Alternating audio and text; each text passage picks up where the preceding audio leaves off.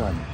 Can you talk about the anxiousness, the enthusiasm that you and your teammates have?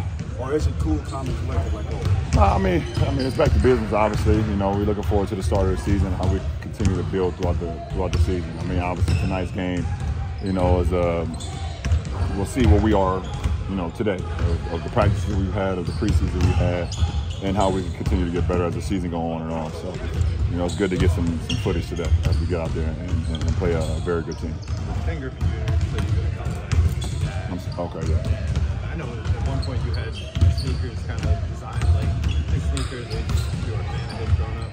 Just the father-son connection part of it, how cool it having him in the building, but then also just like your admiration for Griffey.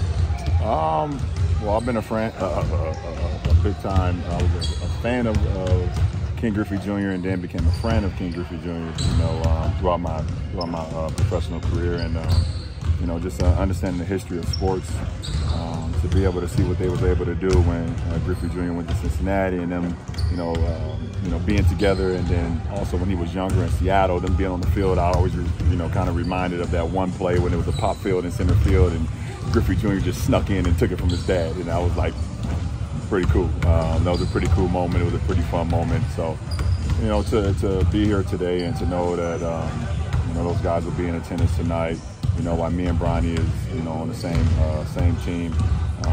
You know, it's just a pretty cool, you know, moment in the history of sports. They played together 2 seasons. The first season they played together, they hit back-to-back home runs. Yeah. What would be the basketball equivalent of you and Bronny playing together in a basketball game? Accomplishing something like back-to-back home runs. They hit 2 home runs when they was in Seattle, right? Yeah, that was pretty. Probably 2 lobs. If I catch a lob and then Bronny catch a lob, that'd probably be equivalent of that. You know, obviously the long ball is something that's a big time in baseball. So probably, you know, 2 lobs. You passed Michael here in LA. You passed Kareem here in LA. Do you want this next milestone to happen here? What next milestone? You and Bronny.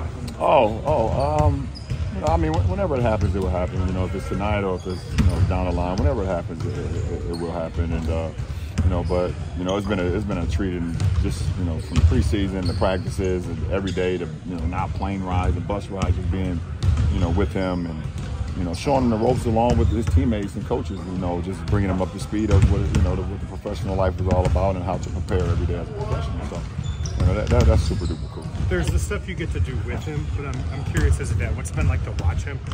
Like, learn how to do this, learn to be a pro. Yeah. What's it been like to see him interact with people other than yourself, I guess?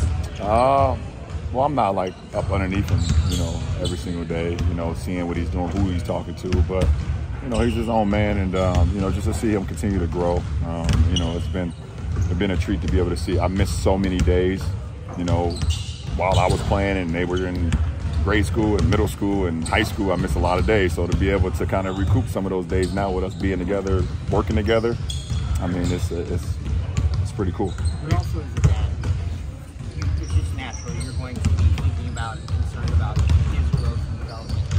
How have you been able to balance that natural dad worry with the normal stuff you worry about? I won't be concerned.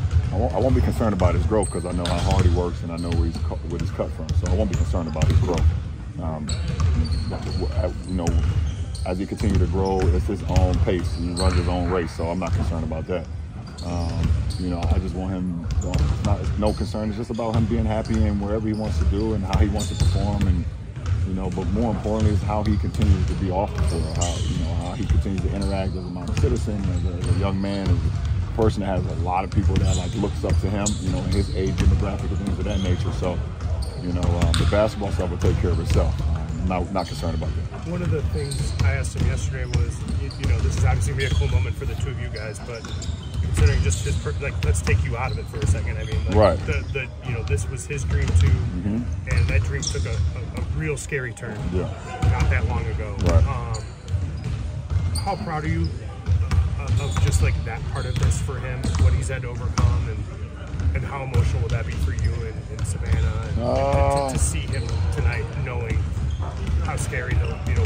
Yeah. I mean, obviously we had a moment when he was drafted. We all got an opportunity to you know, to be together as a family in New York. You know, when when he was drafted by, you know, the Lakers. We had a moment there because we were just thinking about, you know, not too long ago what the scare happened, and you know, you know, when he's able to grace the NBA floor, if that's tonight or whenever the case may be, it'll be another one of those moments just to know, you know, the adversity that he went through. And you know, I got a couple of family members that's, you know, had heart surgeries, and you know, some of them are older, some of them are younger, and to know how long it kind of takes to get back to yourself, to see him be able to play in a college Division I game the same year that he had heart surgery was like a wow moment. And I knew that at that moment that it was really going to be nothing to stop him from getting to anything that he wants to do. And he wanted to continue to play basketball. That was kind of like one of the first things he asked.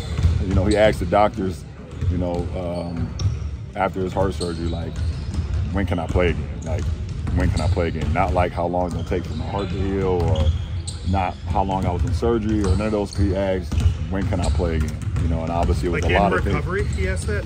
That before he went in. Before he went in, that's all his mindset on was, when can I be out there with my teammates again? When can I play again? So I just knew, you know, the type of, I already knew that, but just to show the type of hard worker he is and determined guy he is. Last question. You had your first game. You had your first game with the Heat, the Lakers. You came back to Cleveland, ring night after 16. Where does this opening night fit in or rank? Oh, well, I mean, I don't know. I mean, ring night is always special. When you win a championship and you come back, you see the banner go up, you get your rings.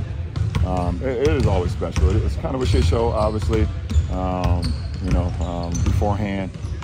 But it is pretty special. So I guess just to run out the tunnel, you know, knowing that he'll be in uniform, you know, run out the tunnel with him, see him warm up, you know, and, you know, be out there with the rest of my teammates. You know, this is my 22nd time running out on opening night, so I don't know how many times I got an opportunity, how many times I got left to run out. So, you know, I won't take it for granted. Thanks, all right, appreciate it.